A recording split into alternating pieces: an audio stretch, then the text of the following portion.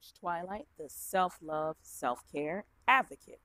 Today's vlog and topic from the Underbelly group is why I say fuck being a good girl. Now, I want to preface this by saying we have to be aware that everything in society has pretty much been turned upside down to fit a specific agenda that does not necessarily benefit the human race. Many ideologies that were once traditional and useful in our society is probably likely no longer useful. So we have to continue to look at how these ideologies may need to evolve, expand, or constantly be trashed completely. It's just like if I were to pull out a VCR and say, hey, let's VCR and chill. Let's watch these VHS tapes. Yeah, everybody, let's go to Blockbuster, Hollywood Video. They'd be like, dude, you stuck in a goddamn time warp. What is going on? It's 2018, not 1998. I'm like, what? Forget y'all. I'm finna get this VCR. Hello. Watch these VHS tapes. You get what I'm saying? So with ideologies, they evolve. With regard to the good girl thing, I think we need to add more to it. We need to add more contingencies to it, and we need to expand on that particular thought process. I also want to say that this particular video is not about women empowerment. It's simply about the doing away and the unlearning of untruths, of things that no longer serve you, and taking that information, possibly extracting what was good from it, and then utilizing it for a different paradigm that's going to fit right now, that's going to be useful right now. Now, if you are like me, if you're in your 30s or your mid-30s, you have been conditioned to believe that you are worthy as long as you produce a particular amount of usefulness and value in terms of your character, your integrity, your behavior. With depicting a specific character, integrity, and behavior, this will then make life easier for you. Your male counterparts will be more appreciative. You'll stand as an example for other women, so on and so forth. This is all the conditioning of the mind that generally we can trace back to a religious context. Now, when we look at this particular ideology of being the good girl, there were certain things that came with it, and certain things that I have seen and witnessed firsthand of people so cemented in this ideology that they sacrificed themselves. So the good girl was the one who would overlook character flaws and things that were hurting her for the betterment of the family. The good girl would ultimately, her only outlet to sexual pleasure was through seeing her male counterpart be pleasured. So she herself did not own her sexuality, nor was she in it to be pleased. It was more so about his pleasure. In addition to that, it almost made a heliocentric philosophy around a man. What is heliocentricity? Heliocentricity is the idea that the earth revolves around the sun. Now think about this for a second. If you know alchemy, you know that the masculine principle is represented by the sun. The sun also represents the element of fire. Fire is a masculine principle. Now think about this. The feminine principle is represented by the earth. Okay.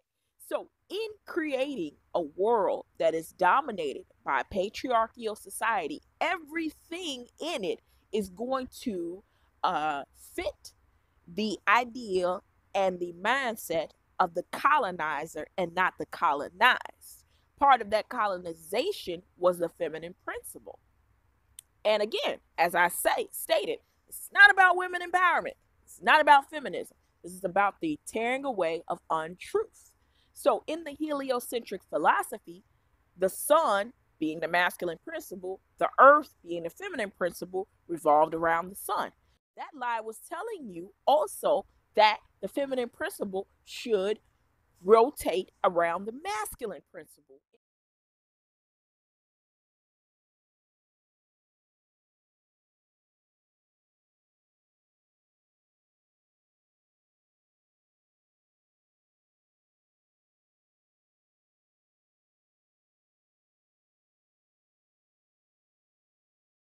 endometriosis, uh, closed sacral chakras, a lack of sense of self.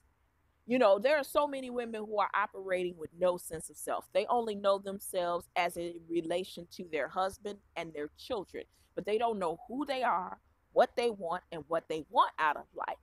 So, by not having this type of certain level of awareness of who they are and their contribution to life, it makes it so that they are walking through life almost confused and on autopilot.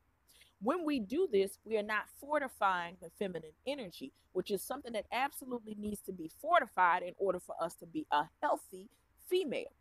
So many women are named for being bitter. So many women are criticized for being too codependent. So many women are criticized for being gold diggers. Well, when you create a society that makes you revolve around the masculine principle, it's not gonna go the way you think it's supposed to go.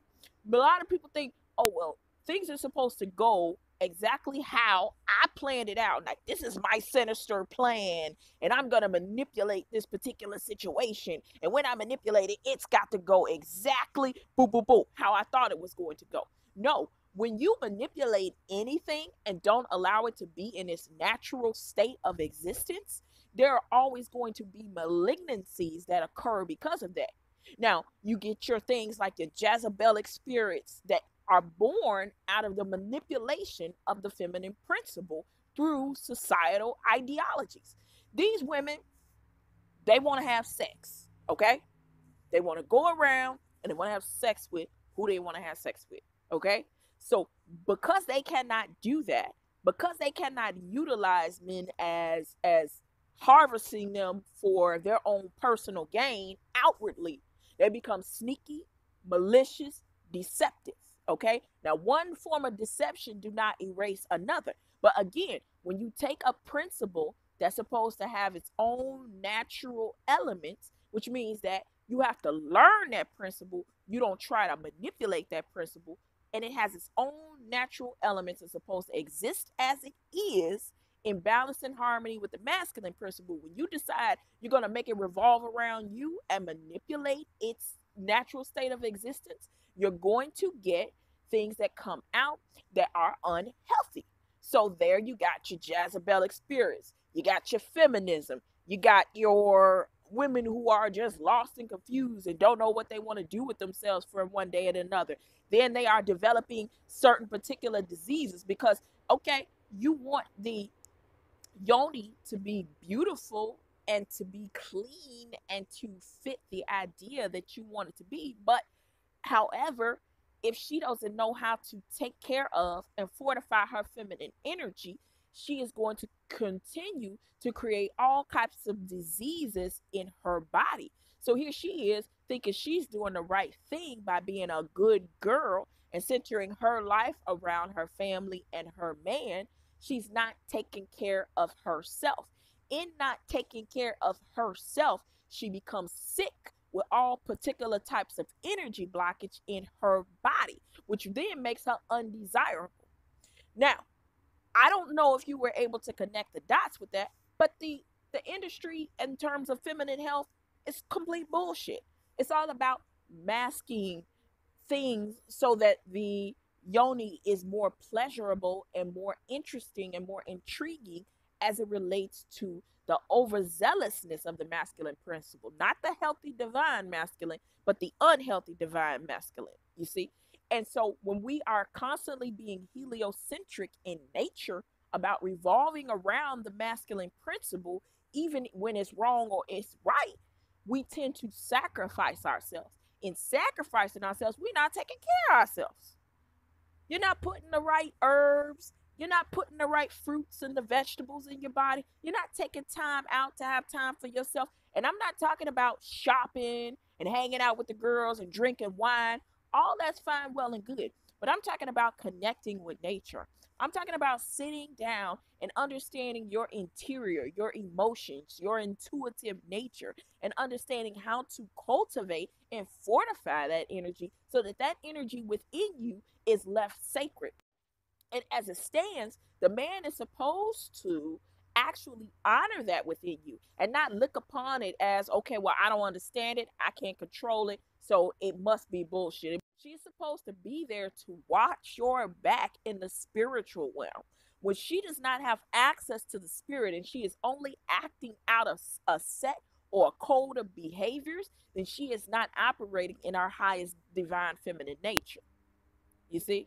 So that's why I say fuck being a good girl. Because everything about that particular ideology is not useful or serving women, as we see today with the various different malignancies that have occurred. Women who know they can't be a good girl, they ain't doing that shit. They just manipulating your asses. They just turning into that Jezebelic spirit because they were never going to be that anyway. They were never designed to be a good girl, okay? Many of the women who embody more of the masculine energy, they've turned into feminines. And they're like, okay, well, I want to get what you got. It's still heliocentric in nature. They still after the man to get what he got. That being said, we need to put the pieces of the puzzle together and recognize that when a woman understands her spiritual nature and her spiritual value, even though the masculine principle can't always make sense of that, that's a great thing. Now, we must understand that the solution to this is better taking care of understanding and fortifying your feminine principle and knowing who you are outside of your family and knowing who you are outside of your children. And it is not a threat to your family. It actually makes you more useful, more in tune, more intuitive, more loving, and a better partner. Okay? So, yeah, that is why I say fuck being a good girl. Fuck some of these ideologies. They're antiquated. They're obsolete. They're like a VCR. Throw the shit away. It's the digital age. Let's expand. Let's think outside the box. Heal. Love yourself. Grow. Subscribe to my channel. And there's more information to follow. Peace.